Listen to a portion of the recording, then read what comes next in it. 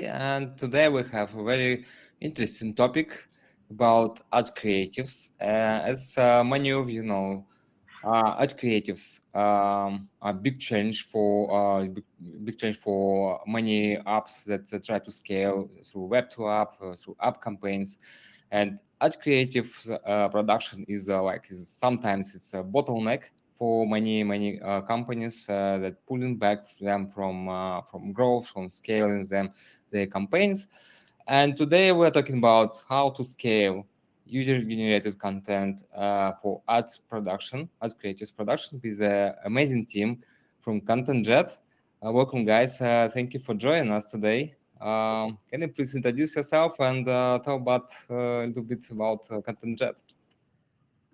Absolutely. So I'll start first. Thank you very much for the introduction, Andre. So I'm Kamal. I'm the founder and CEO of ContentJet. So we are a performance UGC production company. What we do is that we help the performance advertisers, especially the ones who spend over $5 million per month, help them scale their campaigns with high performing UGC advertising campaigns, right? So we have been doing that for about 3 years now since the inception of the company, and we keep growing and growing with our clients that are keen to generate more sales and content on social media. Great. Guys, who's next?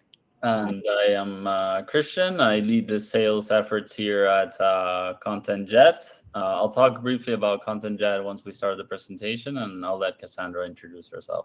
Hi, everyone. My name is Cassandra. I'm the Chief Operating Officer at ContentJet. Happy to be here. Okay, great. Yeah, we have a great team today. Let's get started. So, guys, you can drop your questions or comments in the chat if you have one. So we have this webinar in more like conversative way and discuss the questions that and the topics that refers to you, to your experience, to your challenges, and so on. So to make it even more useful and insightful, please ask your questions in the chat. We will cover them during the Q&A session or during the presentation if we see that some of the questions are relevant for exact slides. The whole webinar will be recorded, so we will send our materials, our recordings in the follow-up email. Stay tuned, and let's get started. Perfect. Well, thanks so much for that intro. I think you were definitely right. It's a hot topic these days when we're talking about UGC production and creatives. I think that if you're in the app space, especially, and you need to scale, there's no way around it anymore. You have to definitely plan for volume, and that's exactly what we do at ContentJet. We help advertisers build that structure into place to allow them to get as much volume as they need and scale their app campaigns profitably. So we are very focused on mobile apps. It's the core of our business, is what we do best and the most experience that we have. And just a bit of reference, we've produced over 40,000 videos, I believe we're at already. So it's a big chunk of videos.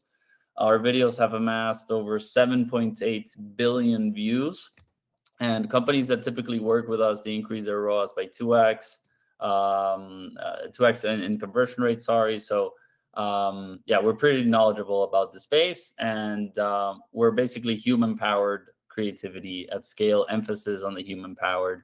There's a lot of things AI is for.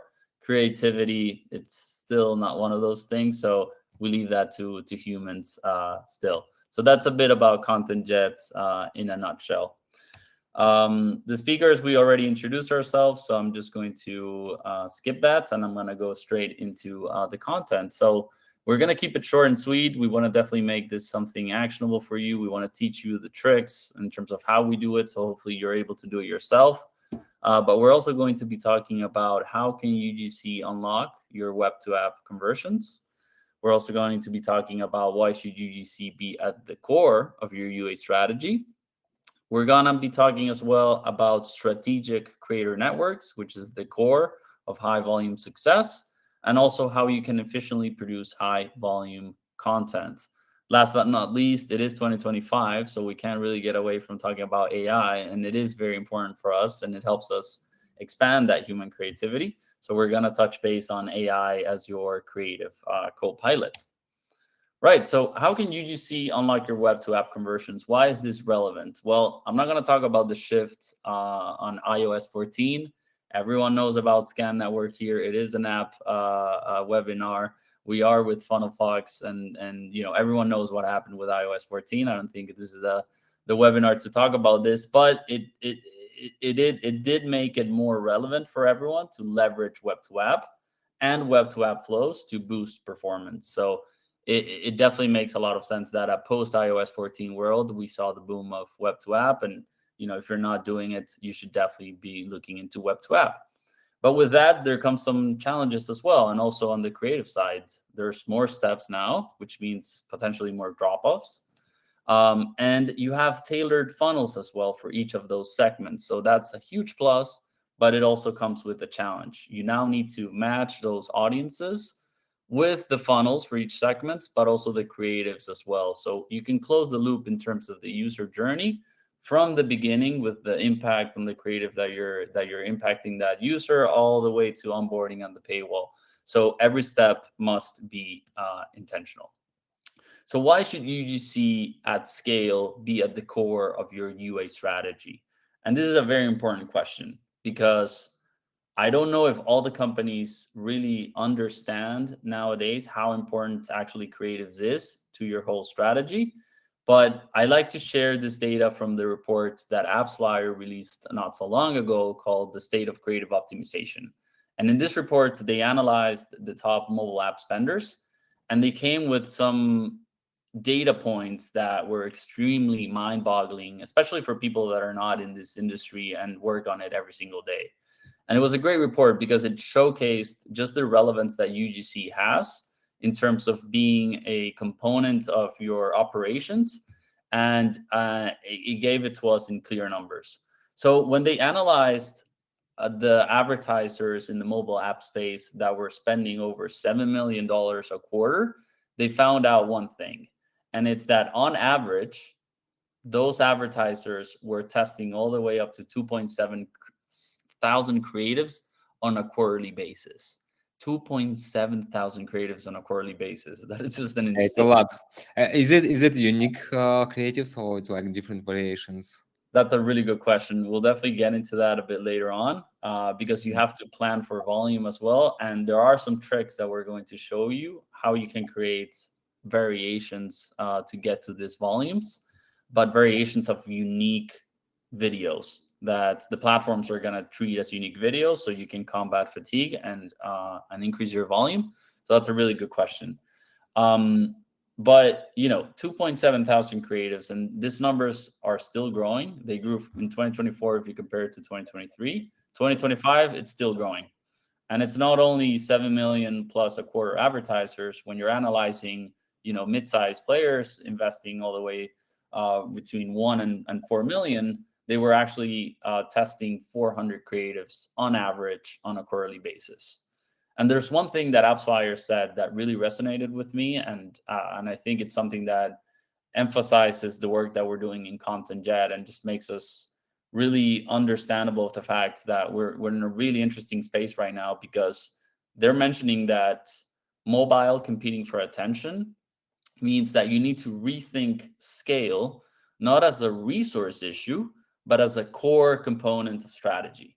And this is very key, because if you internalize content and content creation at scale, you have an advantage. And it should be the core component of the strategies that every app advertiser has these days. So it's very, very important to really plan for production at scale.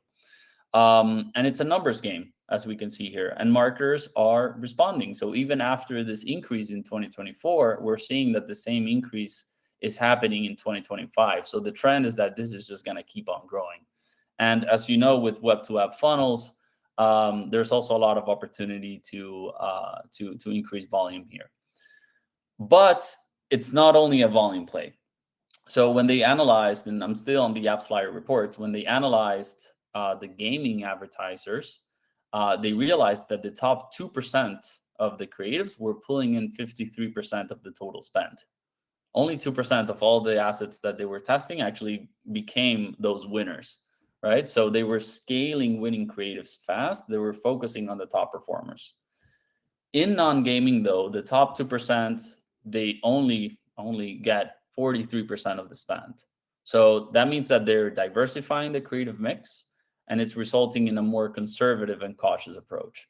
Something I'm not entirely sure, because I think what they're doing is that they're not abandoning their top performers, but they are diversifying based on segments. The same segments that you can personalize your whole onboarding process with the web to app onboarding funnels that you can create, you can also plan for it with diversifying based on audiences with different creatives, testing different angles and testing different approach. So what is the key, at least what is the key that we think advertisers should really try and unlock, is that they need to be doing creative testing and diversity across all the user segments and identifying those winning ads. So as you increase volume, it's equally important to increase your creative diversity and also increase your creative win rate percentage, meaning that you're able to find winning ads. So it's not only volume, you still got to be creative. You still got to find unique angles and unique ways of telling your story for specific audiences, and planned for a production that allows you to do exactly this as well. So what's the solution? It's creativity. And as we can see now, it's more important than ever as well. So how can UGC help you unlock your web to app conversions? Well, it's no mystery anymore that UGC leads the way. It's authentic storytelling and relatable moments that drive real action. I'm not going to talk about the percentage of how much better UGC is compared to standard creatives, because everyone, I think, knows it's 2024, not 2022 anymore. And it also provides step-by-step guidance for users as well. So what's the power on mixing UGC at volume and with proper creative strategy for web to app? Well, personalization across all the acquisition funnel is going to lead to better performance. Warmer audiences are going to lead to higher install rates. More engagement results in smarter campaign optimization, which means you get more signals, which means better ROAS. And so at the end of the day, creativity is the fuel for the entire system, right? Or it's the ignition into the whole process once we acquire that user coming from ad campaigns. But obviously, it's challenging to scale content production. Otherwise, we wouldn't even exist. It's not straightforward. It's not something that it's easily built in a day or two. And there are a lot of things that you need to take into account. It's very complicated to set up. You need to manage creators. Of course, there are AI solutions nowadays, but, performance is still not overperforming the real thing. And as you know, creators are notoriously complicated to work with, unreliable. They have their own times. They're creative people at the end of the day. So you need to really manage that creator network really well. You need endless creative ideas. And I'm sorry to break it to most of you here. AI is just, or standard AI is just not going to cut it anymore. You can't chat GPT your way into winning creatives. It's just not going to perform as well. And it's very, very hard to get endless creative ideas from really creative people. So that's definitely a commodity these days. And the structure to manage the whole process, it's an engineering structure that you need in place. If you're planning for 3,000 creatives on a quarterly basis, you need a proper system in place to manage all that creative production, which is not easy. But hopefully today we'll show you how you can do that internally, and how you can you can take advantage of all the things that I mentioned today. So Cassandra is going to talk about, now the interesting stuff. We're going to move into the really specifics on how you can set this up. But I wanted to showcase very briefly a couple of success stories of how advertisers we worked with, by implementing a creative volume and diversification alongside web to app, they managed to really decrease those CPAs and unlock some really, really good performance. Polar Steps, for example, they lowered their CPA by 35%. It's a very interesting approach, just by really personalizing their messaging across the entire funnel. And Nova AI, a AI chat app, they implemented modular creative production through us as well to increase their creative volume and creative testing capacity. And that helped them reduce their CPI by 30% and eventually their CPA by 10%. So it is a strategy that works, and hopefully you can get the recipe on how you can implement it yourself. On to Cassandra now. All right. Thank you, Chris. So now we're going to talk about what do you need to make it happen. So the core of high volume success is what we're going to start with is you need to have a curated network of trained creators. There's a lot of content creators out there. UGC is becoming very popular. There's a lot of people who want to get into this space, but to have creators that are trained and that understand what you want your brand image to be, it's very, very important that you have people that are going to send your message out the way you want it to be delivered. So having a curated network is number one. And then also having established creative direction. So there's a lot, like I said, a lot of creators out there, very creative people, but having a creative director as well, who's a separate person who knows your brand and is strategic with how they're planning out the scripts and the direction that they're presenting to the creators is going to be very, very important, especially when it comes to A/B testing. The next one is going to be constant roster building and maintenance. So there is something that we call creator fatigue. So even if you do have a curated network of, let's say you have 5 creators that you're working with consistently, they do represent your brand and their face is going to be recognizable, but creator fatigue will kick in eventually. And you're going to have to continue to build that roster in order to make sure that your ads are performing at that highest performance that they can be by switching it up. Also with that roster, you want to make sure that you're testing different kinds of creators as well. Next is going to be robust feedback loops. This is super, super important. You want to make sure that there's going to be constant feedback going to your creators as well, also to your creative directors throughout the creative process, so that we can really test and learn as we continue to feed new content and put it out there. The next one is going to be the speed of production. So when we're working with creators, say I was to go and find some creators on, let's say, Fiverr or Upwork. There's a lot of freelance creators out there.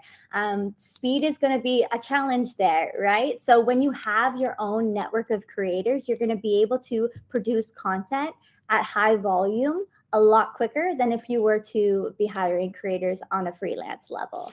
So let's go to my next slide here. Efficiently producing high volume content. So this is how you're going to do it. So you're going to have a modular creative strategy. Now, what do I mean by that?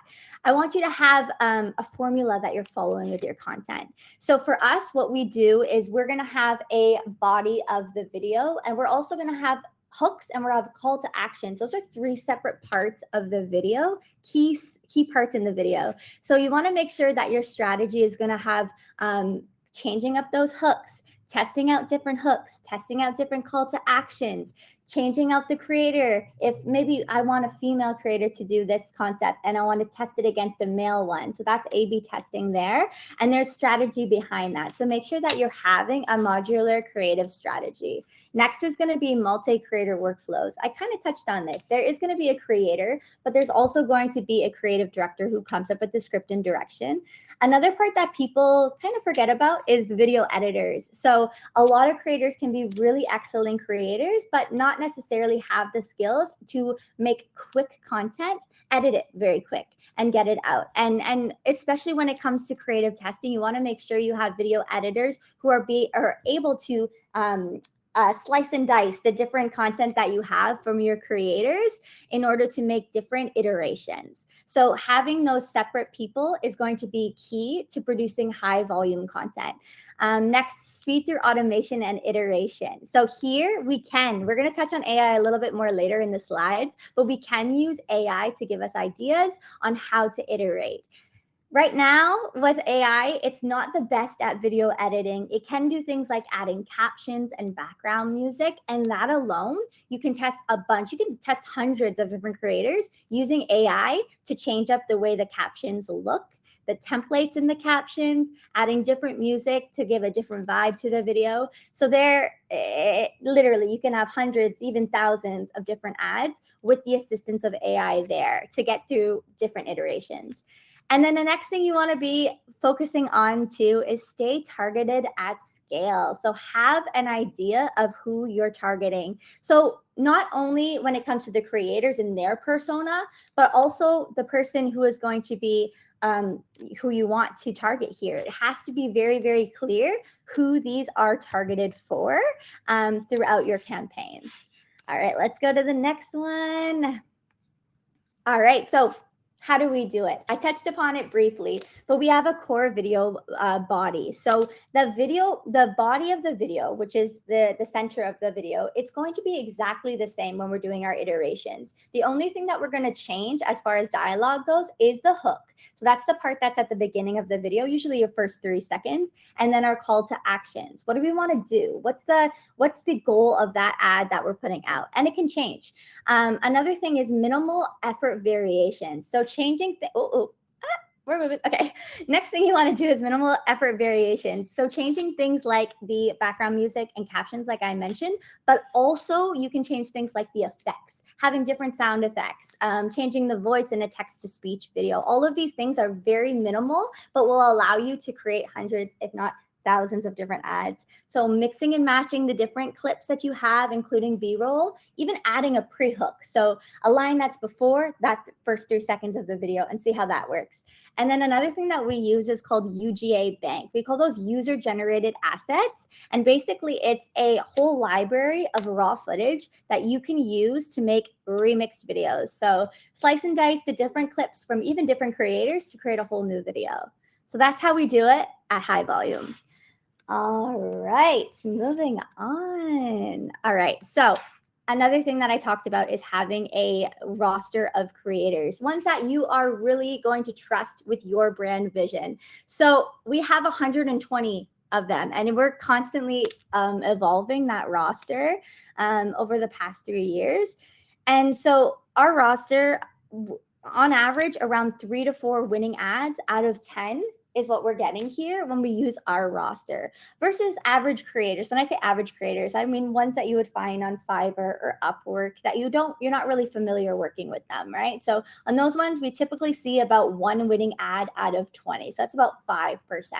So as you can see, the data shows if you have a vetted roster of creators to work with who you have trained, who understand your style, your brand vision, you're going to see a lot more success. All right. Okay, moving on. All right, I think we're going into Kamal's section here. Oh, you're muted. Mute. There we go. All right, perfect. So thanks, Cass. So we are constantly looking for ways to scale. That's for sure. We have tapped into AI and creativity. And honestly, as a founder, I found it a very conflicting subject right there, and even in my company as well, right? At the beginning, I'm not gonna lie to you guys, I saw AI as a threat for our company in the sense that we are in the UGC space, right? I mean, we started in the UGC space and we create videos with creators. Now we see more and more content being made by AI avatars that are getting more and more realistic. I don't know if you guys have seen those Sasquatch and the Yeti videos out there. They are crazy, aren't they? And it's just gonna get more and more real. I mean, like in a year or 2 years from now, perhaps you'll have a Kamal here talking to you, and it's basically an avatar of myself, just prompting myself to talk about our subjects, right? So things are moving fast, but at the same time, one thing that we have tapped into and we have discussed, and that Chris and also Cass mentioned a lot, is performance. Because after all, we are not in the UGC space, we are in the performance space, right? UGC is one way for us to generate sales, as it is for you guys as performance marketers, and that's the same thing for us as well. If in I don't know, 10 years from now, Muppets become the best way to generate leads, we will be there in that business. We will have Muppets, and we will be generating content for that as well. That being said, AI and UGC. So this is the subject that has been, I would say, critical in our company, and I'm sure for yours as well, because now, it started for us as feeling that AI was a menace for our company. Now, for me and for the rest of my team, we have the FOMO, fear of missing out, of that AI wave that is coming up, right? And I think that for you as well, I'm sure that you feel the same thing, right? And this is something that we need to embrace, all of us. We need to use AI in order for us and for everyone to scale more. Because if you don't do it, others will do it, and they will have more. Well, they will have something more than you when it comes to the number of content, quality of content, or everything. We have not been there yet. I mean, maybe, but in the future, that's for sure. And now is the time to get started in that. So what I mean by that is how we started with human creativity and AI. So our creative directors, we work with a brilliant minds when it comes to concepts, when it comes to ideas, when it comes to how to make content work and appeal to audiences. And for that, we work with some of the most brilliant creative mindsets. But there are just limits to how many concepts they can come up with on a daily basis or a weekly basis for our clients, because we work for performance advertisers, and we have mentioned in the past, volume is key. And when I say volume, we need to have a lot of different concepts to A and B tests, right? So we fixed the problem with creators. As Cass mentioned, we have now our own internal roster of creators that we go tap into to have content fast, right? So we fixed that, but we still found ourselves in that very big problem, that is, what kind of content should we create for our clients? Some of our clients need over 1,200 videos a month. 1,200 concepts or ideas a month is very challenging, even for our brilliant minds, right? So we had to think about that, right? So testing slowed, and creators waited for their content. The content should be sent to them so that they can create the content, and our clients, were waiting for that content to arrive. But when you are talking about companies who spend millions of dollars a month, they need a lot of content. But when you need a lot of content, you cannot just send these clients the same videos, or like basically the same concept replicated 100 times. You need different concepts for that, right?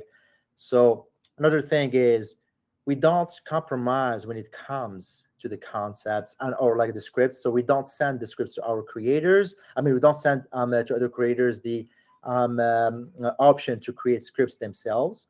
We create that in-house, because first of all, we know more about what works, what doesn't work for our clients or in the industry. So if you tell creators to come up with concepts, usually what they would do is that they would go more in a creative way. They would come up with something creative, not necessarily anchored in performance, and it's a hit or miss. The second thing as well is that when you go with performance, you need to go with data as well, which we have, which our creators don't have. So we usually outsource that. We get that done by our creative directors, and there was no way for us to kind of like just give that to creators so that they can create their own concepts and scripts. The second thing, or like the other thing, is that the AI sounded promising, but our internal team did not believe in that. And I understand that, because it's so robotic. And if you go on ChatGPT and type in to me a script for this or that, I mean, most of the scripts look the same. You can tell from a mile away that those scripts are AI generated. And we are also in the performance space. We need scripts that are good, that are performing as well. And usually when you go to ChatGPT, scripts are not there yet, right? So in the meanwhile, creative costs are rising, in the sense that when You are, and what rising in the sense for ourselves, it was rising in the sense of opportunities lost, because a lot of our clients were ready to launch more, 2, 3, 4 times more videos, right? But for us, we needed to catch up on that. We needed to create more concepts. We had the team to create those concepts. We had the creators to film those videos, but we need to come up with those ideas, right? And we have a creative team that is there to come up with concepts, but not at that level. So we had to think about a way for us to come up with more ideas, come up with more concepts, but also to make sure that those concepts and ideas are linked to real performance data. So that's why we created MyQ. So this is MyQ for us was our own answer to that problem that we were facing, and that I'm sure a lot of you guys are facing as well. So MindQ basically is our own network of AI agents. Oh, all right. So what we did is that we hired a team of experts who understand more about AI than ourselves, and we paired them with our creative team, meaning our creative strategists and our creative directors. So those people, the AI experts, they sat with them, understood more about our creative process, and they got whichever they need, so that they can come up with the right solution for us. So we did not just go to ChatGPT and just engineer our own multi-agent AI, right? So we went out there, we looked into all the different options that are there when it comes to the creative process, right? Because when you think about the creative process, you have so many layers. You have, first of all, the ideas. You have, if you put yourself in the shoes of a creative strategist, they go to, they go online, they look for videos, they see all the details, visually speaking, they get the feelings, they get the emotions coming out of that, all of those things that you cannot necessarily replicate with ChatGPT. So we went out there, we looked at all the different AIs that are available, and and analyzed what is the strength of each one of them. For example, for Gemini, turned out that it was the best one to analyze videos and describe accurately what is going on in that. So if you guys, like want to do quality control, build a quality control tool in-house that can analyze a video, like as a real person, and see if it really matches the scripts that that it needs to follow. Gemini is the best one, not ChatGPT. But for other things, so just an example of how each of the AI tools is different from the other, and each one has its own strengths. After that, we trained those AIs, or like those AI agents, over so many different videos, because we want that AI or those AI agents to be trained on what is working, right? So that, because when you go on ChatGPT or any other AI out there, usually what they do is that they scan. I mean, they are trained on data available out there, usually, Reddit, but whatever it is, all that data, but they are not trained on videos. That's the reality of it. And what we wanted is an AI that is trained on videos, and videos that are performing well right now. Meaning that if a video has been performing 2 months ago, we don't want to hear about it. We don't want the AI to be trained on it. We want the AI to be trained on what is accurate right now, what is performing right now. So we built a library of over 12,000 winning UGC video ads across different industries, and we trained our AI models on that. And we also split the AI into multiple creative agents.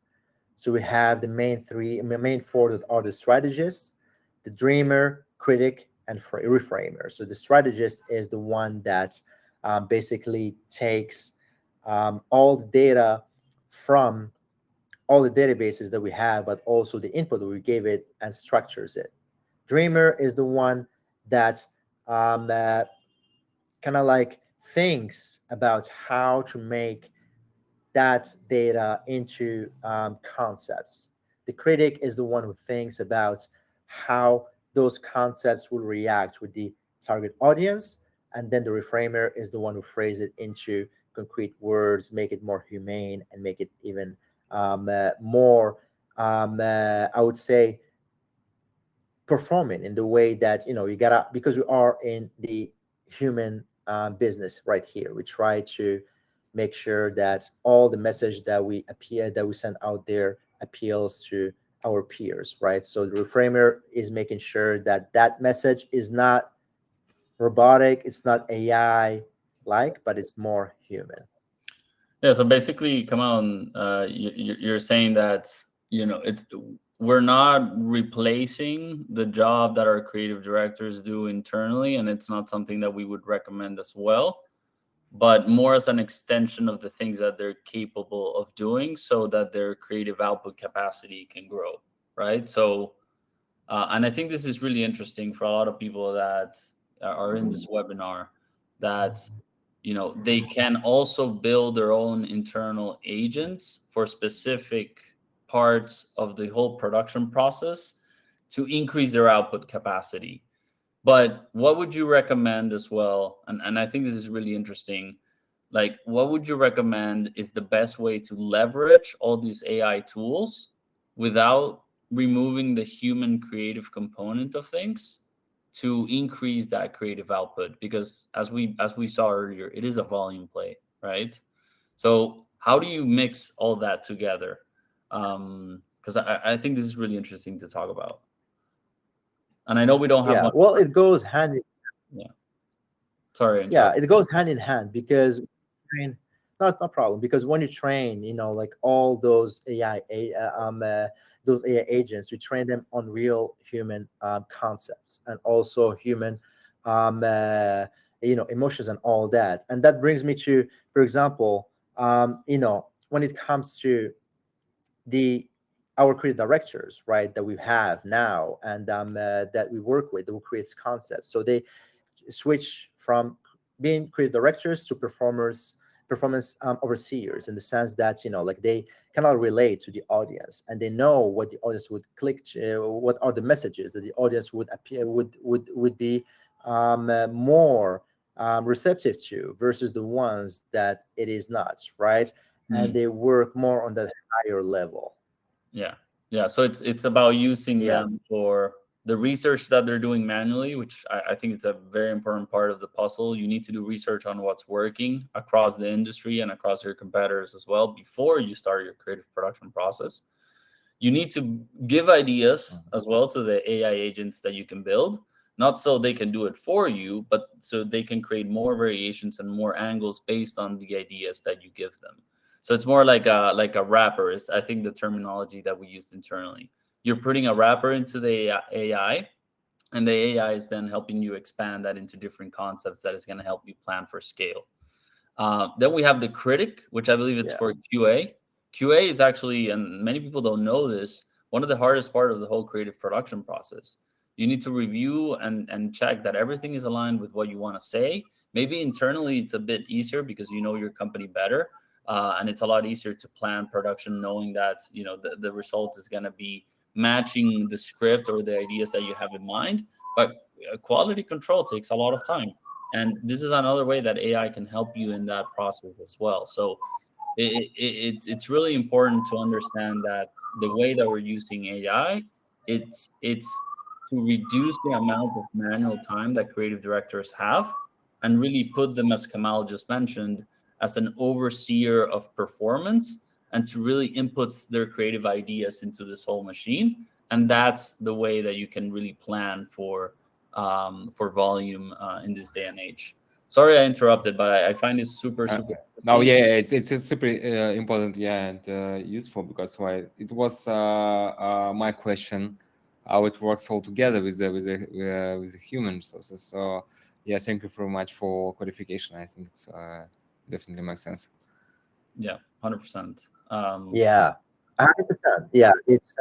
It's humans are here to stay, and creativity is very important when it comes to that, because we have done many tests, and you cannot come up with concepts and ideas that are as creative as human people can come up with, right? So but AI can optimize that. So this is basically our answer to having our team, brilliant team of creative directors, but not being able to produce as many concepts and ideas as our as we need to, because we are talking here about thousands of different ideas. So we give an idea, we feed that to the AI tools that we are building, that we built, and that optimizes that and creates a lot more versions of it and uses that as inspiration for more ideas to come. So it's like it's a back and forth process between people and AI agents, right? That's right. Exactly. Yeah. Yeah, it's easier said than done as well. We've been working really, really hard to build this, and it's been taking us quite some time. So we know we mentioned it like it's something easy, like yeah, just build agents for this and it's gonna work. But the reality is, it could get a bit more complicated than that. But if you really plan for it, you can build a solid system in place around this. So it's definitely very key to mention this. I know we only have a few minutes left before we can open for Q&A. So I'll let Kamal finish and then we can open the room for that. Yeah. So yeah, I mean, the key takeaways here is strategic UGC drive conversion, which Chris mentioned and covered. So basically working on UGC content that is authentic, organic, that is more appealing to the audience. This is key. We have tested so many different types of creatives and content. As I told you, if Muppets were the right type of content, we have done it. But for now, UGC is the right one. Like that's the one who drives the most most conversions. So we are doing it as well. We are in the performance space. Your creator network is your gold mine. And that is more true than ever, right? And a lot of companies come to us because they really struggle with finding creators for their markets, right? Our answer to that was creating our own network of creators. We call them internal creators, the content creators, and those are the creators that we work with because they allow us to get content fast, cheap, and that saving of costs, we pass it down to our clients so they get their content cheaper as well. Yeah, that is true. It's something that I'm mentioning more and more as well, like economies of scale. The fact that you're able to have such a big network and promise such a high volume can definitely help you negotiate with creators, which, by the way, a lot of people don't know this, but the creator costs are just exploding these days. It's so hard to get a creator at affordable pricing. If you were to go on Fiverr, they're asking all the way from 500 and on upwards per concept. So it's getting very, very competitive. And I would say this is one of the most important key things that you can implement in your own internal operations to really be able to plan for volume. Otherwise, you're going to have to rely on AI avatars. And it's just not there yet still. And definitely the more normal it becomes, the more people are going to crave authenticity on a performance level. So we do feel like AI is definitely going to be a thing, but we don't see standard UGC creators really disappearing completely because authenticity is going to be even more valuable. But the creators know this, and this is why prices are ballooning as well. Yeah, sure. Yeah. Exactly, yeah. And modular production. This is something that, I'm sure that all of you guys know, like A/B testing, different hooks, different CTAs, all of that. So this is something very important. Leverage data for performance. This is also something very important. This is what I mentioned our AI tool. We built it to replicate or like to enhance our output when it comes to creativity, but also to analyze data and to know what are the common denominators between different ads that have been performing well and come up with concepts that have a better chances of success. And finally, AI is your friend. I say that as a UGC or production company.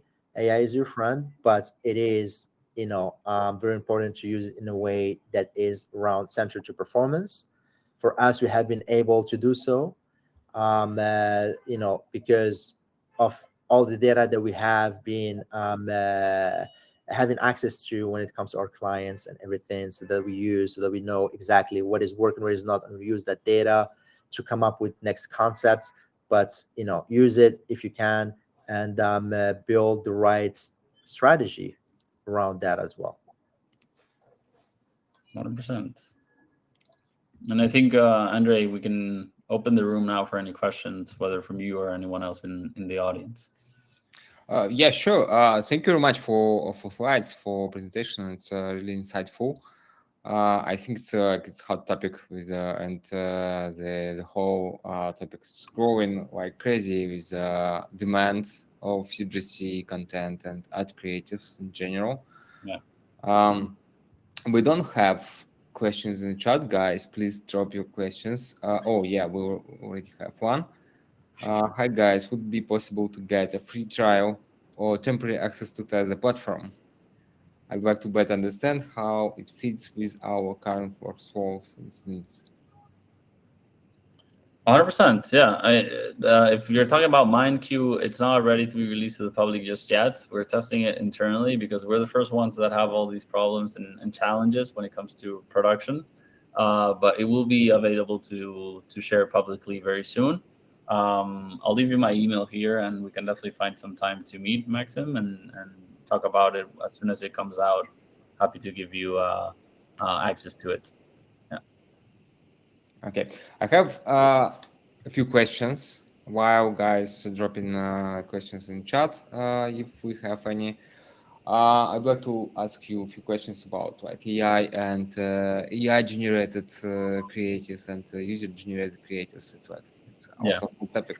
What do you think? What's the future about that? And because we already I've seen like improving models for generating videos, and I think it's obvious that the first area where companies can apply AI generated video, it's like ad creators, because it's like make it cheaper and scalable and so on.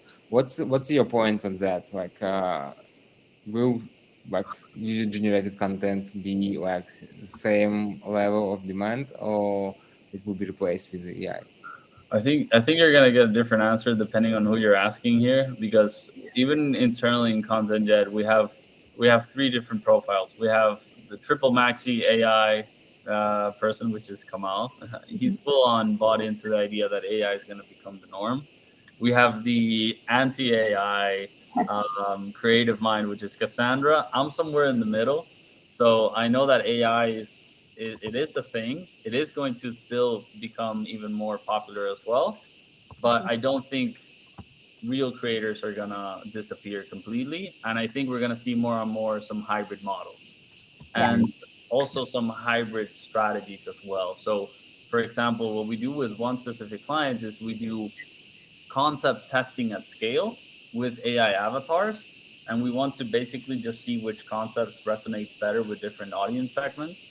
And once we identify those winning concepts, then we use the real deal for them, and we produce content with real creators based on the testing that we did with AI. So it's a way for you to test in a more affordable way, but still leverage some of the benefits that you get from authentic creators. Mm-hmm. Another way that we use it is to expand as well the production capacity that we have internally. So Cassandra mentioned the UGA banks. So whenever we have creatives that are being done by our network of creators, we get raw clips that the editors mix together based on the scripts that they get from the CD.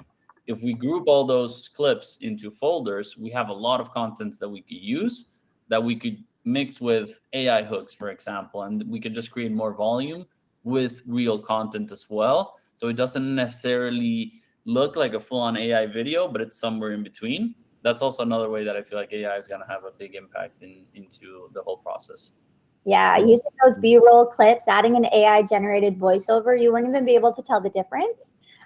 With the AI avatars, they are a little bit limiting because they can't do as many actions as what a real human could do. I think they just recently introduced an AI that could hold a product, but you can still tell it's an AI. So we're not quite there when it comes to that. So it can be limiting creatively when you're using AI-generated avatars. Yeah. Yeah, makes sense. Yeah, probably it will be something in the middle, a combination of AI generated and user generated.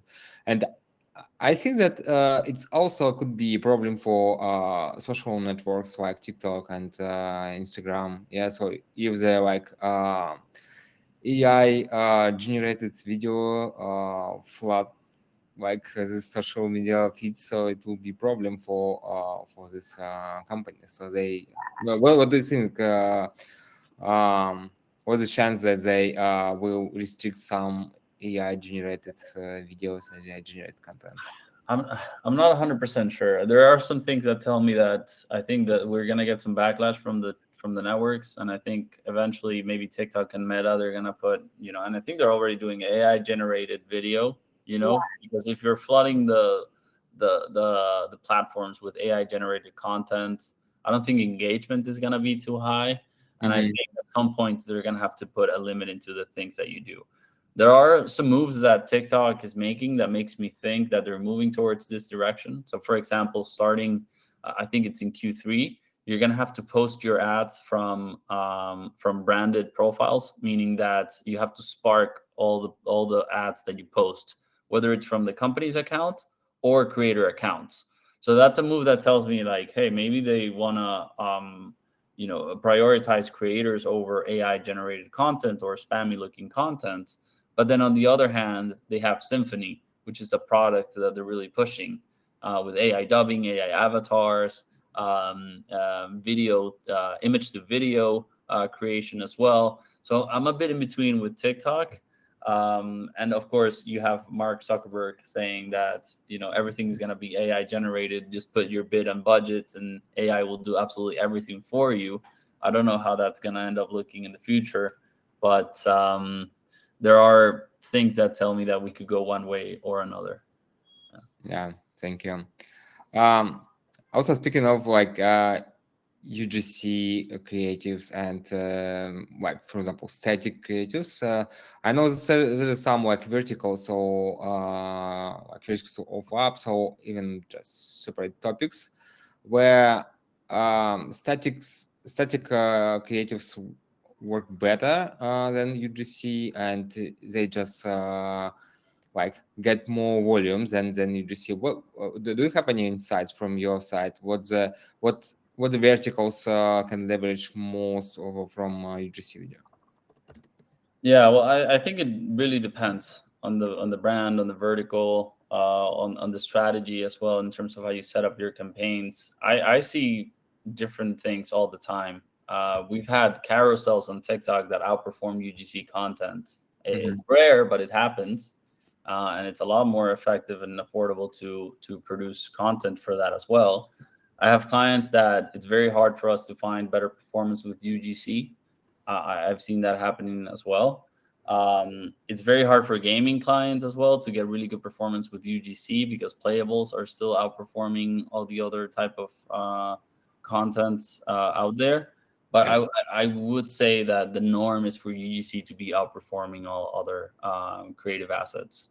I do still see it overperforming everything else so far, and hopefully that's still the case.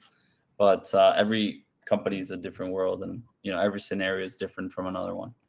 Okay, makes sense. Yeah. Also, I would like to deep dive a little bit on the process behind like your work with a customer. For example, if I have an app and I have some creatives, what's the steps that we need to take like to get started?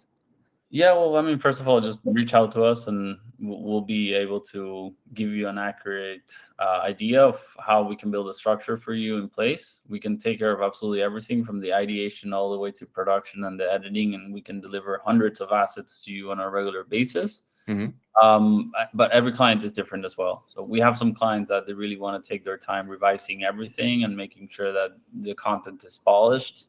So that may take a bit more time. But if you care for a pure volume play, that's definitely something we can do. It can reduce the cost of the production for us, but there are limitations to that as well that we have to enforce in order for the content to be as affordable as possible. So if we get into script approval, script revisions, creator approval, revising the ads so they look perfectly polished for you and exactly what you have in mind, that's just going to raise the cost for you. So it all depends on what type of strategy you want to implement, but we're comfortable working with both of them. And our goal is to get you as many creatives as possible, as fast as possible, at the lowest price possible, because we know that that's what you need in order to scale profitably as well. Would you use my current top performing creatives in like your AI agent training to generate scripts and concepts and refine them? Yeah, eventually we're going to get there. That's for sure. We're fine tuning all the AI agents that Kamal was mentioning. He's spending all day working on that, and he's been hard at work doing that as well. So we're very excited for releasing this, firstly for ourselves, but also to give clients a taste of what they can also do internally. And if they want to hire our services, then by all means, we're going to be here. But I think as a standalone, it could be a really great tool for advertisers to leverage in their own internal operations as well. But let's see. That's going to come in a bit of a while. Yeah. And I just would like to get back to the topics that we discussed with your AI agents and involving people in this process as well. The one thing that like left unclear for me, the initial idea, the initial hypothesis, initial creative comes from people or from agents? People, always. Okay, from okay. Yeah, always people. Again, like AI agents are meant to boost your production capacity and like expand on your ideas. But AI is just not as creative as a human. It's just not. And when you're doing AI content all the time, eventually it's all going to start looking the same with subtle differences. But you still need to have someone prompting it. So it's not how good AI is, it's how good the prompter is. And it's only going to be as good as you prompt it. So you still need someone very creative. And you also need someone that understands how to read data and translate that into something that a creative person can understand. Because creative people, they talk on vibes, not data. So the role of the creative strategy, it's something that we're seeing, it's popping up now more and more. So more companies are hiring this role of the creative strategist. And basically that person is someone that's able to translate data into the language that creative people can really understand and implement into their own workflows. Then they can use AI for it, for sure, but you still need very creative people and performance-driven people to be the director of the whole orchestra. Yeah, just we had a discussion before, like with like in community that if AI completely like replace people from ad creatives or not, and yeah, we came to this conclusion that the creatives is still challenging for AI and the ideation and like hypothesis generation, something that's unique and creative. All right. I think that's it from my side. And from the chat, Kamal already covered all the questions. Thank you very much. All right, thank you very much, guys, for such insightful conversation. I think we can wrap it up. Thank you, everyone, for joining our session today. We will send recording and presentation and contacts of ContentJet team in follow-up email. So feel free to reach out to them and scale your campaigns and scale your revenue. Thank you very much, guys. Yes. Bye. Bye, everyone. See you guys.